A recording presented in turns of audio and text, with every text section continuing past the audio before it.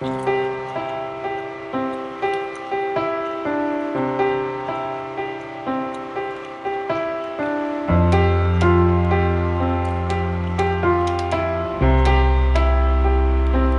I got today for you is, if anybody could have been bothered to watch my review a couple of weeks ago of the Obi WorldPhone SF1.5, which I thought was a really good phone, a wee bit slow but a really nice looking phone, then this is its bigger brother. This is the Obi, that's OBI WorldPhone, and this is the SF1. Now let me get this out right at the beginning. This is a very cool looking phone, okay? This can be bought very cheaply. It's I got this on Souk. It was round about 450 rials with shipping, or without shipping actually. So you can get it really cheap, round about $100, maybe just over 100 and something, $10–20. This is a really cool phone. So briefly, let me just talk about the specs. It's 5-inch screen, full HD, very nice screen. It has a Qualcomm Snapdragon 615, which is 1.5 gigahertz. This particular model has 2 GB of RAM. There is another model that has 3 GB of RAM. This has 16 GB of internal storage and can be SD card up until 64 GB. This one's bigger brother is the 3 GB of RAM, comes with 32 GB ROM. So, and the price is not much different. I'm not sure why I didn't buy it, but anyway, that's I didn't buy it. So front camera 5 megapixels, has a front facing, I don't know if you can see it here, front facing flash, but no LED notification.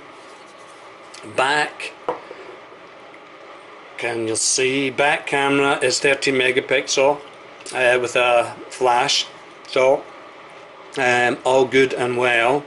If you can see here at the bottom, if I can just try and get this in focus, not easy. Anyway, you see that nice grill shape there, looks like it's stereo speakers, but I believe it's mono. So imagine, if you will, a Sony Xperia falling in love with a Nokia Lumia, and this could be their offspring. It really has design elements from both, and I really think it's a pretty decent thing. Now the screen, it's going to be really difficult to show you this, but the screen has this thing called a floating screen.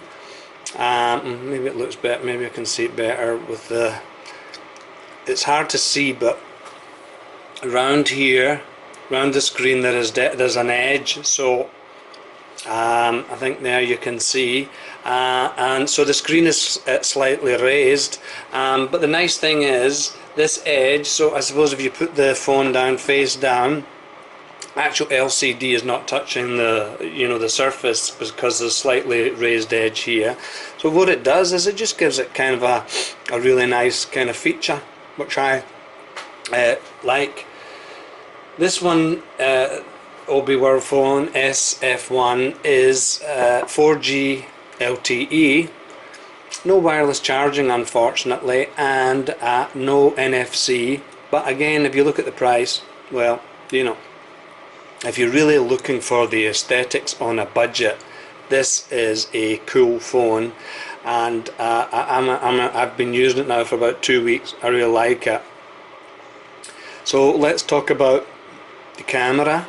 Let me see, did I take any pictures? The camera is, let me see, that was a video. Look, I took a picture of my Surface RT. Okay, so I'm zooming in here, and then now I'm starting to see some noise. So I mean, the camera is okay. Look, it's not like the HTC that I reviewed recently. Of course, it's not going to compare to something like a Samsung S7 or S8 or whatever, but you know, it's decent enough. The front camera is not bad at all for video calls. That front flash for doing selfies, I mean, it's not too bad. I won't do a selfie of myself because I really don't want to shock anybody, but you know, it's not bad. Now the Android version of this is, let me just double check so I'm not lying to you. This comes with a very light skin. It's called Obi LifeSpeed, and it's not bad. I don't mind it. I've been using it for a while, but you can change it for a launcher. So the Android version is 5.0.2 at the moment, and as I say, I'm using this Obi LifeSpeed, and what I like is, if I can show you, and it's the same with the other Obi phone that I reviewed. Let me just see. I like this. See? Then you can choose what you want to do, make a phone call, open the camera, on again, open the phone, go back to that. I thought it looked quite nice. So I mean, very light skin. So, but if it's not your cup of tea, you can of course change it. So with the specs of a Qualcomm 615 1.5 gigahertz, let's see what the Antutu was. Now, look, again, I'm not going to say that much about benchmarking. I'm not sure it means that much, to be honest with you. Anyway, this got a score of 32,649. This is a octa-core processor. Now, other reviews that I read before I bought this one had complained, and the reviews that I read were of the model that had the 3 GB of RAM. They complained that they felt that there was some stuttering with the you know, the UI, and I mean, definitely there is a wee bit of that going on. Where it's Android, I can't see why it would be, because it's a decent processor and a decent amount of RAM. So perhaps just some more updates. I'm not sure if Obi are going to give more updates, but this phone is certainly, in the 2 weeks that I've had it, I think I've updated it 3 times, OTA update. So maybe with a wee bit of help from Obi, that we will, you know, you should have a pretty smooth user experience. But generally, it's pretty decent. Now, I've got the screen on how much brightness. Oh, right, I put it full up last night. So usually I'm having it about just about a third brightness generally, because it's more than enough, and of course to save the battery. This screen, I think, is pretty decent, you know, again, for the money. Full HD screen, 5-inch. I think you're getting nearly 500 ppi, something like that. I mean, it's really good. It's just an all-round good looking phone. Now, construction wise, it is mostly polycarbonate or plastic to us simple folks. There's the Obi logo on the back, but it's accented by, on the bottom with the grill here, metal, and here with this smooth metal at the top, and here you have your headphone jack. It is a micro USB charger. It's just nice to hold. It's not too big, not too small. It's just something that is really different. Now, I know I mentioned it before, and I will mention it again because I read it somewhere, maybe on Wikipedia, but Obi is a company that started by a guy called John Scully, I think his name is, and he was the guy that Steve Jobs brought in from Pepsi to try and revive Apple's fortune, and who was the one that eventually led to Steve Jobs leaving Apple. And then, of course, blah blah, the rest is history. Anyway, he set up this company and he's using some design company in California, and they have come up with let me see, so they've got 4 models of phones, and they're really for the emerging markets. And it's just showing you now that even if you're on a budget, there's there's no need to have a gruesome looking cheap looking phone.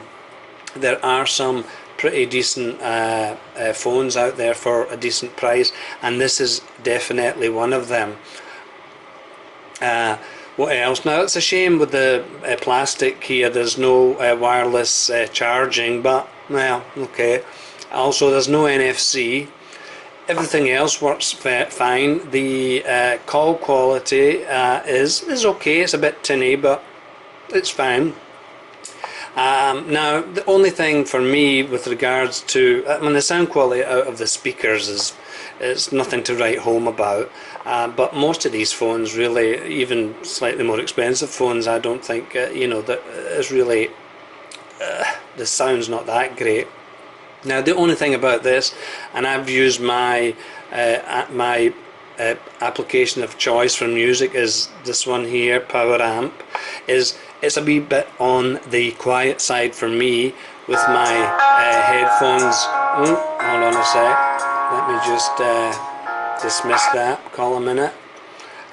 So you could hear the sound there, but the quality of the music very, very quiet, and even with an app with that boosts your sound, I found it still quite quiet.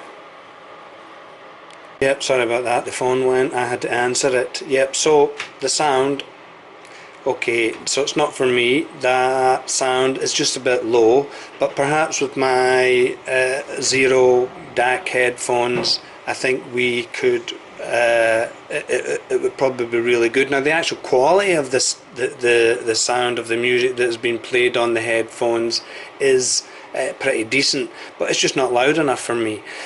So I mean, that's one negative, I would say.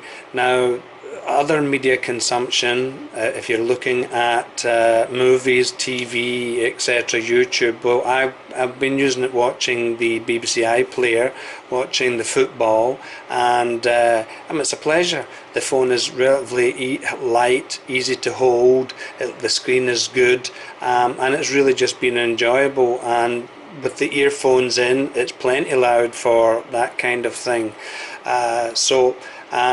I really do think that Obi WorldPhone have really, they've made a phone that definitely, in my opinion, stands out from the crowd of the generic kind of Android bars.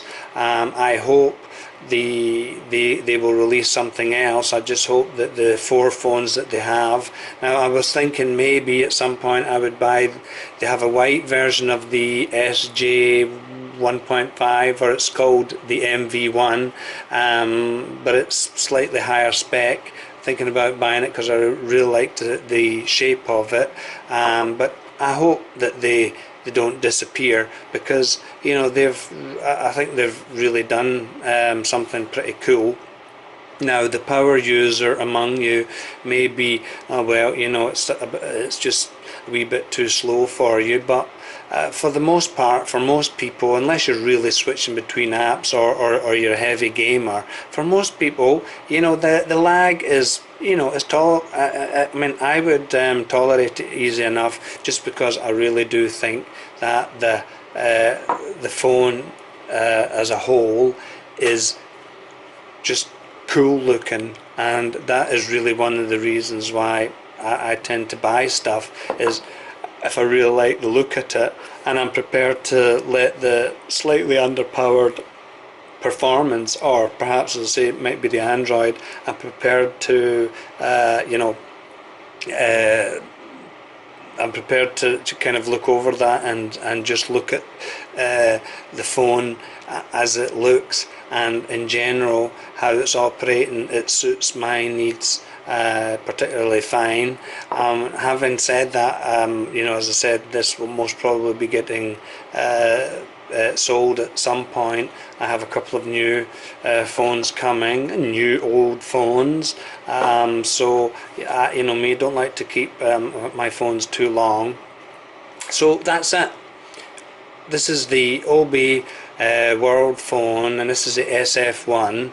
I would say for the price, you're not going to get a better looking phone than this. And if you're into the kind of Nokia Lumia or Microsoft Lumia, the Sony Xperia kind of vibe, then you will really enjoy this phone.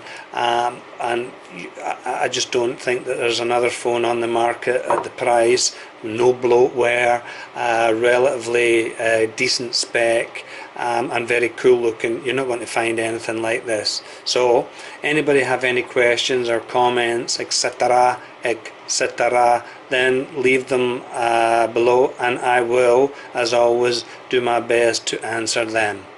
That's it. Bye.